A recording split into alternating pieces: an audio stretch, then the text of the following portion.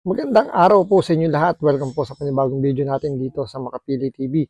Ngayon ito, panoorin po natin itong video ni Banat Bay kung saan diniscuss niya kung ano ba yung nag-trigger dito kay Pangulong Duterte para magsalita laban kay Pangulong Bongbong Marcos.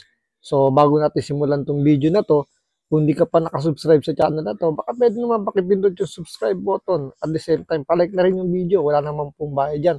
Kaya pindot na. So ito, panoorin po natin kung ano ba yung mga nag-trigger kay Pangulong Duterte para magbitaw ng kung anong mga akusasyon, kung anong mga salita laban dito kay Pangulong Bongbong Marcos.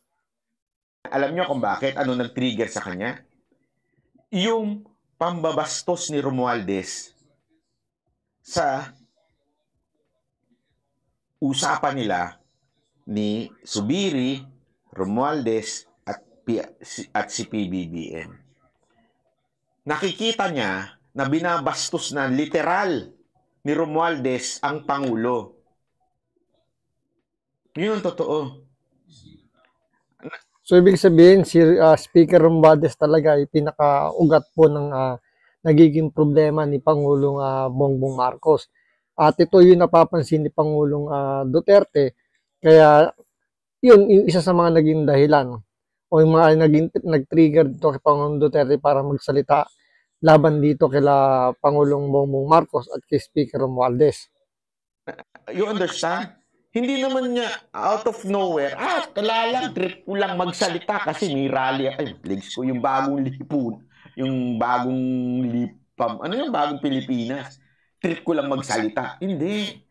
Nakita niya kasi, gago ito Sinabihan na ng presidente, hindi sumusunod. Sinabi na ng presidente, itigil mo yan. Ano sinabi niya? Tuloy-tuloy. Tuloy-tuloy na ginagastos ang pera ng taong bayan at tuloy-tuloy na hindi nire-respeto si Marcos. Kaya nga, ito hear me out. Ito ang sinasabi ni Pangulo Duterte. Hindi niya sinasabing,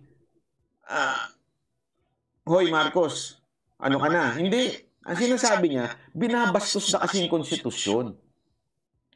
Hindi na ginagalang. So panahon na para gumalaw ang AFP. Ngayon, sasabihin mo, bakit niya sinabi yung PIDEA?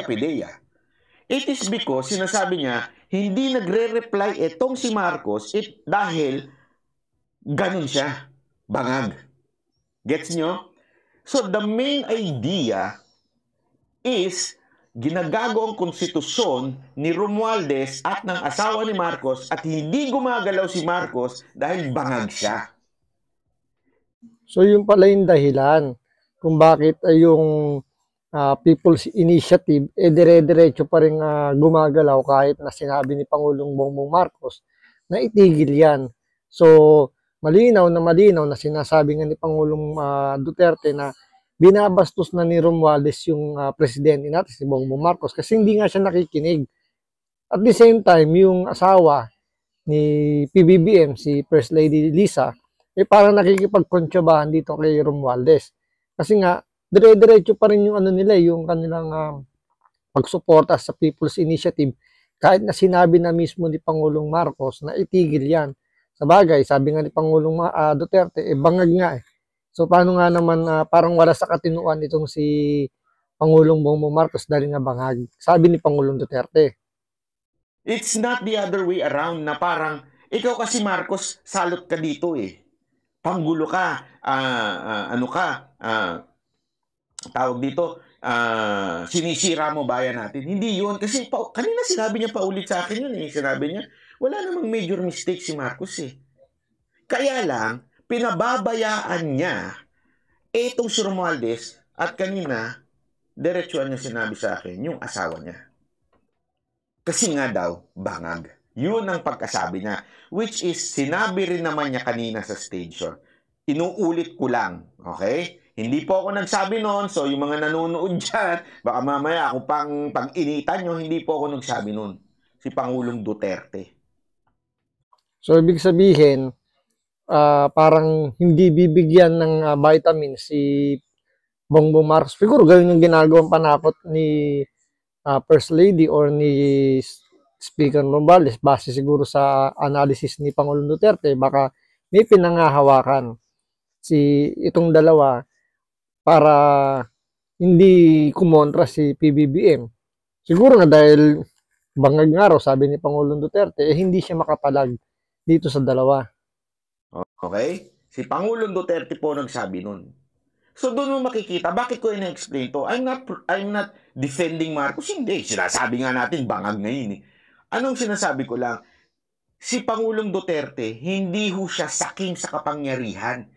This is not an issue of removing a president because I don't like the president. I want my daughter to be the president. Hindi yan ang sinasabi ni PRRD. Ang sinasabi ni PRRD, etong mga to, binabastos na ang konstitusyon natin. Papalitan na nila para ma-retain na sila forever. Yun ang dahilan. Understand? I'm explaining to you, hindi dahil gusto mo sa kapangyarihan ni PRRD o ng kanyang anak. Ang gusto niya, matanggal yung mga bumabasto sa ating konstitusyon. Diba? Kaya nga, it's about time. Kaya nga paulit-ulit eh. Eto sinabi niya ba, remove yung addict na presidente. Hindi naman yun na sinabi niya eh. Sa AFP. Ang sinasabi niya, AFP, PNP, it is your job to protect the Constitution. Malinaw.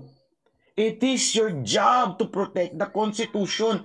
Kaya nga, sa totoo lang, pag-iisipin mo mabuti, hindi naman sedition yun eh.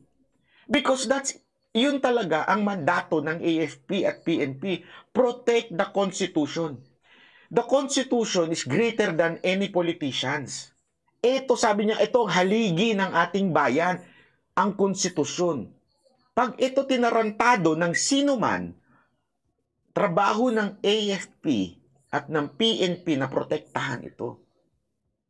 Itong ating konstitusyon. Yun ang sinasabi ni Pangulong Duterte. So, ibig sabihin, hindi talaga sedition yung pinalalabas nila na sinasabi ni Pangulong Duterte na parang magsialsa yung PNP tsaka AFP. Kasi yung sinasabi nung ilan na kumukontra kay Pangulong Duterte na sedition nga daw yung ginagawa niya. Pero base kay Banat Bay, ang sinabi lang naman ni Pangulong Duterte is protektahan ang ating konstitusyon, ang ating saligang batas. Adik. Ngayon, ba't niya pinasok yung adik? Simple lang. Hindi kasi mapigilan kasi nga bangag. Yun ang punto niya dito. Hindi mapigilan ni Marcos kasi nga bangag si Marcos, itong mga tao niya. Yun ang punto ni Pangulong Duterte kung bakit niya pinasok yun.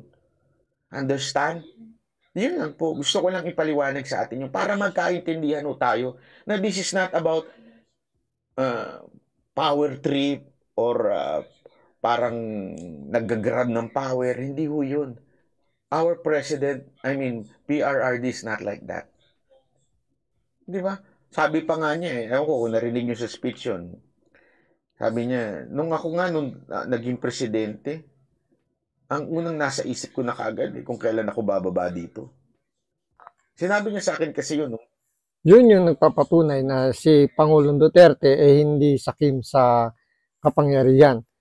Di ba? Naalala nyo nung itunutulak pa nga niya yung federalism, sinabi niya na once na nag-start ang federalism, mag-step down na siya at hahayaan niya magkaroon ulit ng panibagong eleksyon at mamili ang taong bayan kung sino yung upo bilang presidente o prime minister ng Pilipinas kapag nagbago ng konstitusyon.